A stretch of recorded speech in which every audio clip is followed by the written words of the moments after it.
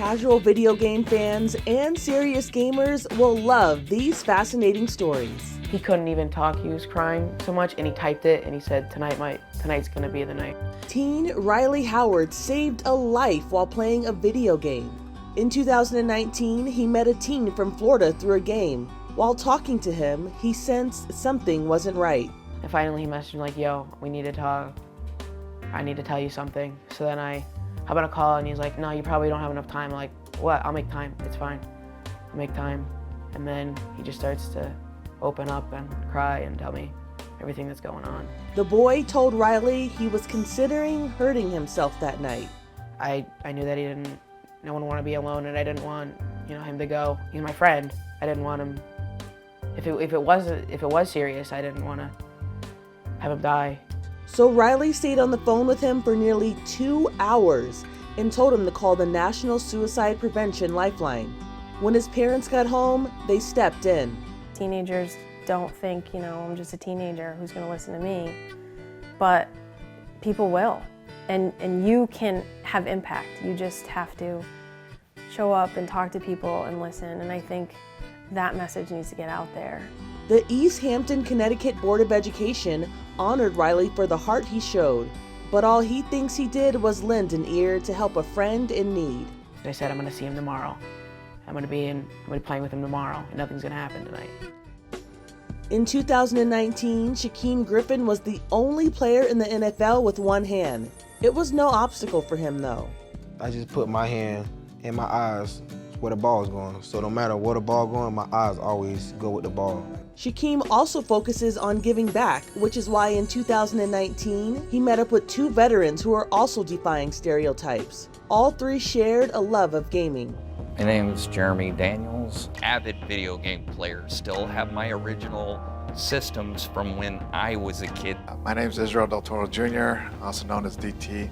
Gaming, at least for me and I know for others, it's where it makes us forget about everything. Helps us focus on having fun and being with your friends. Jeremy and DT had the chance to sit down and play with their new friend Shaquem. How's it going, man? Let's go, man. We got the bumps going. We got everything set up upstairs. Let's get this show on the road. It's clear they were having a lot of fun and talking a little trash.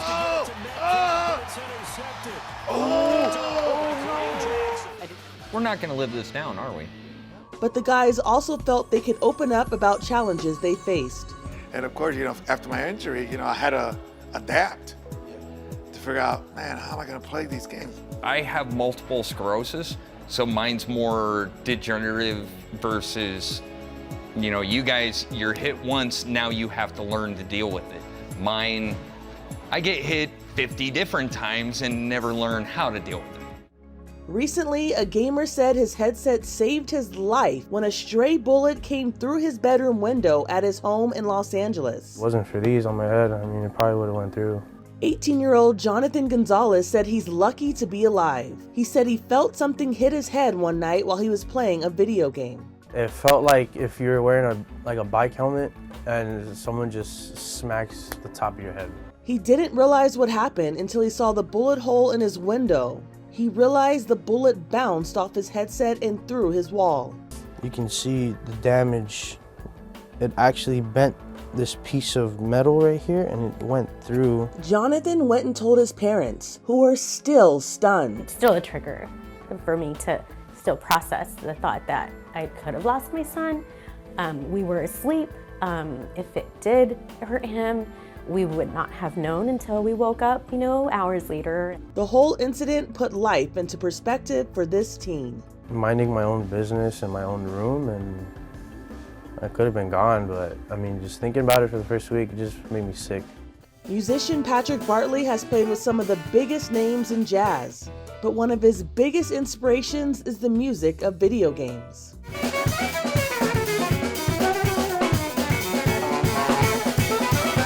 My main work has been in jazz. My biggest passion has been playing the music of Japanese video game, anime, and pop music.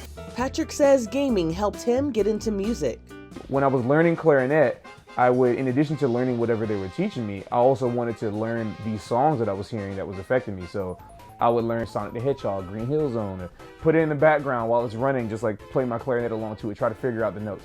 Whatever 7 notes I knew on the clarinet, let's try to use those to learn that music. Now he's using gaming to introduce a new generation to jazz.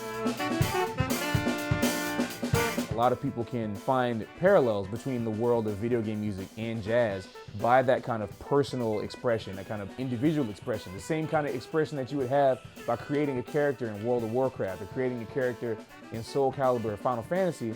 You can have that same feeling by creating your own character in the music. I think what's special about Wonderville is that it's the only indie game focused, independent game focused arcade bar in New York. Brooklyn's noisy, whirring Wonderville is filled with video games and pinball machines. But unlike other video arcades, all the games here are homemade. Probably about once a month I'm in here tweaking some wire, resoldering something, making sure that everything works the way it's supposed to work. And their customers love it. Our favorite game is Typing Party. I would say it's kind of like a secretary's favorite game in a way, because you just have to type really quickly, so you have to know your way around a keyboard. I started coming here when I got really into Black Emperor, and I went all in. I got the record, I got the t-shirt, I got the pin, and so after work I just come in and start getting a little bit better at it. Creators who get to show off their craft love it too.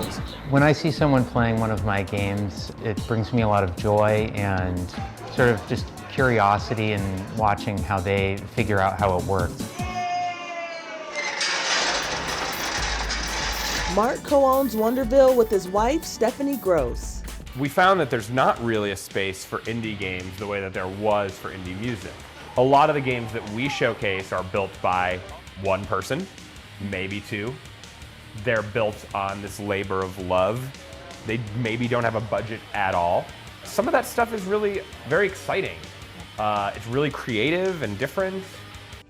What if the world as we know it isn't real? Riz Verk, a game developer and author, says we could all just be living in a big video game.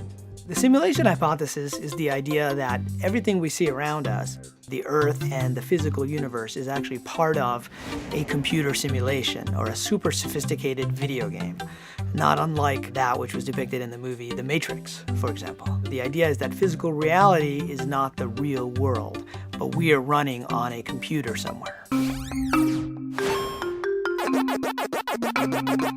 So where did this theory come from?